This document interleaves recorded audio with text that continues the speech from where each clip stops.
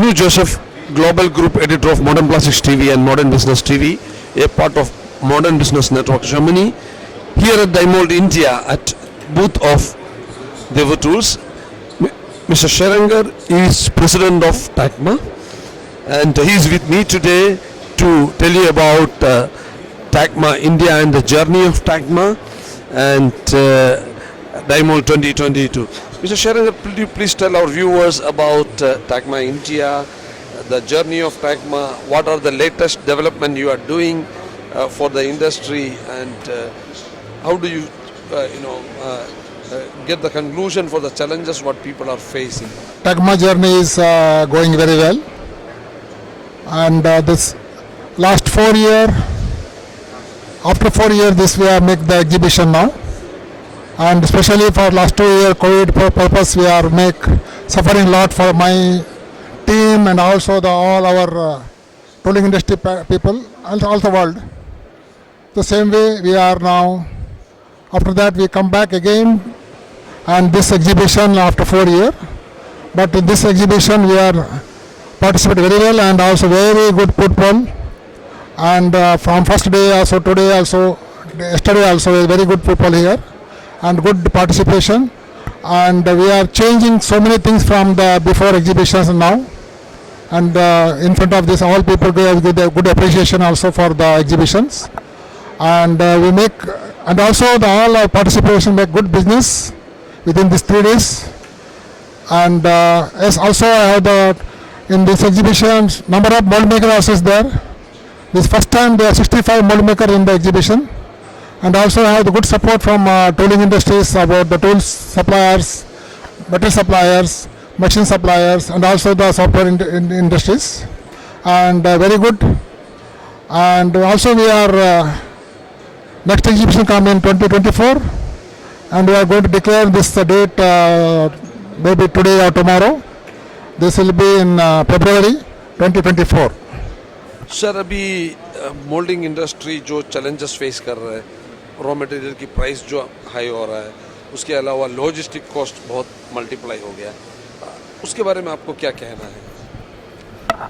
Material के बारे में मुझे ऐसा कहना है, स्टील सप्लाई का हम लोग का बहुत शॉर्टेज है मटेरियल इन इंडिया में, और गवर्नमेंट का तरफ से BIS का प्रॉब्लम है, एंड रिक्वेस्ट कर रहे हैं गवर्नमेंट से भी, हम सप्लाई के रिक्वेस्ट कर रहे हैं ऑलरेडी. मे बी ये महीने में एक्सटेंशन देंगे, वो नहीं देंगे तो वापस हम लोग अप्रोच करेंगे PM ऑफिस में भी. बस हमको स्टील का इंडिया में जो बनता ही नहीं वो स्टील का, तो उन्होंने अप्रूवल देना ही चाहिए. अगेन अभी यूक्रेन एंड रशिया की वजह से भी हो सकता है steel prices I think all then 30-40% increase. अभी हम हमारा बायर से बहुत रिक्वेस्ट कर रहा है कि दिस सिचुएशन के हिसाब से हम लोग हमारे साथ में एटीट्यूड करें. शायद वो भी अंडरस्टैंडिंग है, क्योंकि all materials not only steel के साथ में रॉ मटेरियल का भी प्राइस हाई हो चुका है, एंड मार्केट भी सबको मालूम है. उस हिसाब से हम लोग अभी एक्ट करेंगे. उस हिसाब से जो स्टील का प्राइस हाई हो गया, टूल्स का प्राइस हो गया, तो हम बोलेगा हमारा कंज्यूमर को हमारा मोल्ड का प्राइस भी हाइक करके दे दो. और मे भी जून जुलाई में कम हो सकता है वापस, ऐसा हमारा एक्सपेक्टेशन है.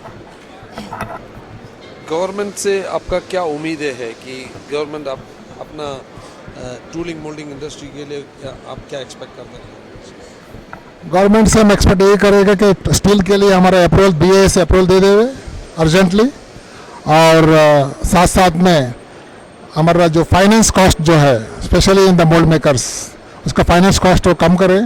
अभी ऑलरेडी हमको सिमिलर है, हम गवर्नमेंट से ये करेंगे सब्सिडाइज करें कुछ इंटरेस्ट रेट में, उसी से हमारा टूलिंग इंडस्ट्री हाई कर सकता है.